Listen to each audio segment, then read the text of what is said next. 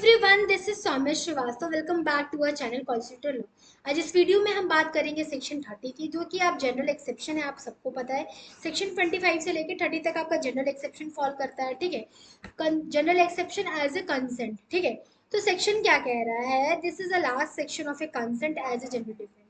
Nothing is an offense with the reason of any harm which is may be caused to a person whose benefit is done in a good faith, even without that person consent, if it is impossible of that person, is signifying the case consent or the person is incapable for giving a consent. No guardian is available to give a consent at the time.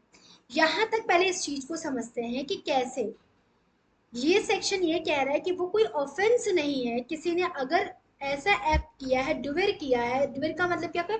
To perform such action, जहां पे उस person की benefit हो, जिस person के लिए उसने काम किया है, और वो गुड फेथ में किया है और उसका इंटेंशन बिल्कुल नहीं था उसको हार्म पहुंचाने का। विदाउट दैट पर्सन कंसेंट, उस इंसान के कंसेंट के बिना वो काम किया है, और ना उस इंसान से उससे कंसेंट मिला है, ना कि उसके लीगल गार्जियन से मिला है, किसी से नहीं मिला है।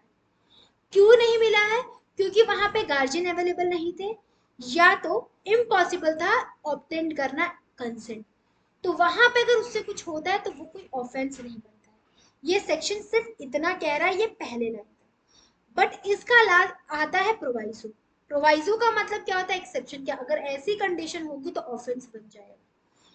This protection doesn't apply for intentionally causing death or attempting to cause a death. Intentionally हमने cause किया है death, उस इंसान का consent, मैंने मौका देखा कि यहाँ पे कोई अवेलेबल नहीं, चलो इसको बचाने के करते हैं और इसको मार देते हैं।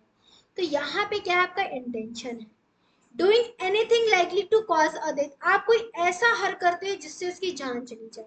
उसको जान बुझ के आप नॉर्मल वार्ड में ले जाते हो, देखते हो गार्जियन ने उसको इमरजेंसी में नहीं लिया, कोई भी एक्शन ऐसा करते हो जिससे आपका इंटेंशन था कि कॉजिंग उसका मर जाए, तो वहां पे आप ऑफेंस के लिए लायबल है। वॉलेंटरली कॉजिंग हर्ट, आप उसको हर्ट करने की कोशिश कर रहे हो, ठीक है। तो abetment of offence not otherwise excused, ठीक है। आप सिंपल वर्ड में देखिए, this section protect an emergency. मान लीजिए कोई कोई डॉक्टर है, पेशेंट को देख रहा है कि वो बेहोश हो चुका है, कोई नॉर्मल इंसान, वो डॉक्टर है, एज अ डॉक्टर उनके खून में होता है किसी को बचाना, तो वो कोई ऐसा करते हैं, उसको हेल्प करते हैं। वहाँ पे कंसेंट नहीं रिक्वायर, क्योंकि वहाँ पे कोई गार्जियन अवेलेबल नहीं था, तो कंसेंट नहीं ले पाया। तो उसका गुड फेथ था, उसका मेलाफाइड इंटेंशन नहीं था। वो इस चीज के लिए इस सेक्शन को बताया गया है। इसेंशियल देखें, act must be a good done in a good faith. Honestly आप कर रहे हो, without intention.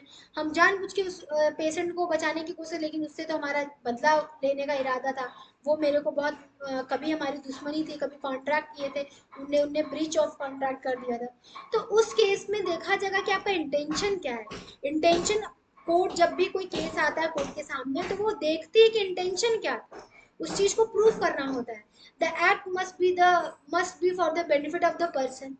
Consent can not be taken impossible, incapable और no guardian is available. Consent can not be taken, consent क्यों नहीं लिया गया है? क्योंकि वहां पे इम्पॉसिबल था, वो पर्सन गार्जियन नहीं अवेलेबल थे, या वो उस कंडीशन में नहीं था कि वो कंसेंट दे सके, इंटॉक्सिकेशन में था, कुछ भी था, वो नहीं दे सकता, या वो बीमार था। तो इस सेक्शन का इसेंशियल है। सर्टेन सीरियस एक्ट, जैसे कि डेथ हो सकता है, सीरियस हार्म अबेटमेंट एक्सक्लूडेड है। यहाँ पे ये चीज एक्सक्लूडेड है, यहाँ पे इस कंडीशन में आपको लेना पड़ेगा ये चीज। अब सीरियस हार्म हो सकता है तो आपको कंसेंट रिक्वायर्ड है, आप वहां पे नहीं कर सकते हो, ठीक है। ये स्कोप क्या है? ये मेडिकल इमरजेंसी के लिए लिया गया है। जैसे कि मान लीजिए कुछ होता है ना, लाइफ सेविंग सिचुएशंस होते हैं, balance between individual consent and necessity. इस यहाँ पे क्या है ना कि बैलेंस किया गया, बहुत इंपॉर्टेंट है। स्कोप में लिखिए तो लिखिएगा balance between what? Individual consent and necessity को। नेसेसिटी का आप केस पढ़े हो, पार्कर का केस था एक, बहुत इंपॉर्टेंट था, जहाँ पे नेसेसिटी को डिराइव किया गया था। आप उस केस को भी ले सकते हो, ठीक है।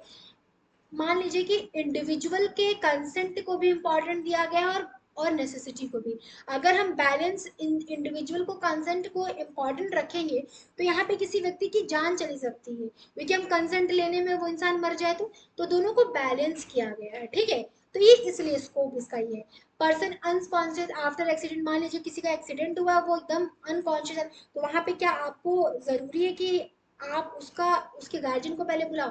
गार्जियन को आते आते उसकी मर गया तो इसलिए बनाया गया। A passer by breaks a car window to save a child, मान लीजिए कोई बच्चा है और उसने गाड़ी को लॉक कर लिया, तो उसकी जान, तो पासर बाई का मतलब जो जा रहा है उसको बचाने के लिए क्या करता है, शीशा तोड़ देता है, that is also not offence. But a doctor removes a organ without consent, not a not urge to save a life, organ remove कर दिया विदाउट कंसेंट, तो ये क्या हुआ, प्रोवाइजो में आपका फॉल किया, प्रोवाइजो जो आपका दिया था, इंटेंशनली कॉजिंग। तो सेक्शन 30 क्या है, लीगल प्रोटेक्शन के लिए, गुड फेथ के लिए बनाया गया है कि इमरजेंसी सिचुएशन में वर्क करे। न तो ऐसे क्या होगा ना, कोई इंसान हाथ ही नहीं लगाएगा किसी बचाने के लिए, डॉक्टर भी हाथ नहीं लगाएंगे, ऐसे कितनी डेथ हो सकती है, सोचिए, इमेजिन कीजिए कि अगर ऐसी सिचुएशन रहे, ऐसी चीजें ना रहे, तो कितने लोगों की डेथ चले जाए, क्योंकि हर टाइम पॉसिबल नहीं है ना कि कंसेंट, वो सिचुएशन ही नहीं रहता है कि कंसेंट आप ले सको। हो सकता है कि दोस्त उसको लेके पहुंचे, दोस्त क्या लीगल हेयर्स है, दोस्त क्या लॉफुल वो है, क्या कहते हैं, लॉफुल रिप्रेजेंटेटिव है, नहीं है, तो वहाँ पे कंसेंट कैसे मिलेगा? तो ऐसे तो जान चली जाए ना किसी इंसान की। ठीक है, तो आपका खत्म हुआ सेक्शन 30। सेक्शन 25 से 30 तक मैंने अपडेट कर दिए वीडियो, सारी चीज़ें आप जाके देख लीजिए, बहुत अच्छे से मैंने बताया है, और आप पूरे फॉलोइंग करते, जैसे मैंने बताया है कि कैसे लिखना है, आप उसको ज़रूर लिखिएगा। पहले बैकग्राउंड बताना है कि कंसेंट क्या है, कंसेंट का मतलब क्या है, कंसेंट कहाँ दिया गया है इंटर कॉन्ट्रैक्ट एक्ट में, किस मैक्सिम पे बेस है, क्या मतलब होता है, what are the forms of consent implied और एक्सप्रेस, उसके बाद आप आना उस पे सेक्शंस पे, तो बहुत अच्छा लगेगा। ठीक है, टीचर एग्जामिनर को। फिर मैंने बताया एमटीपी को, मैंने बहुत सारी चीज़ों को रिलेट करके बताया, सेक्शन 29 में मैंने एमटीपी को रिलेट करके बताया, वो सारी चीज़ें आप मेंशन करना, बहुत अच्छा लगेगा एग्जामिनर को, एग्जामिनर को भी लगेगा कि नहीं, बच्चे को नॉलेज है। ठीक है, तो आपका खत्म हुआ फाइनली, सेक्शन 30 आपका खत्म हुआ। सेक्शन 25 से लेकर 30 जो था आपका consent as a general defence. ठीक है, तो अब मिलते हैं नेक्स्ट वीडियो में। Thank you for watching my video.